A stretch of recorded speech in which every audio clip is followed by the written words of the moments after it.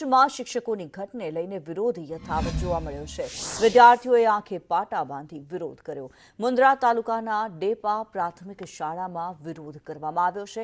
ડેપા પ્રાથમિક શાળામાં માત્ર એક જ શિક્ષક ફરજ બજાવે છે। શિક્ષકોની ભરતીની માંગ સાથે વિરોધ પ્રદર્શન કરવામાં આવ્યું। વિદ્યાર્થી હતા એમાંથી 5 ધોરણ સુધી રહી છે। હવે સ્કૂલમાંથી હવે બીજા માણસો બીજા આજુબાજુ ગામમાં જાય છે, પ્રાઇવેટ વાહન કરીને જવું પડે છે। અને બીજા એમાંથી છોકરા અડધા 1 થી 5 વાળા પણ એ બધા પણ બારે પ્રાઇવેટમાં જાય છે। અમારે આશાપુરા ચેરિટેબલ ટ્રસ્ટ તરફથી એક શિક્ષિકા મળેલી છે।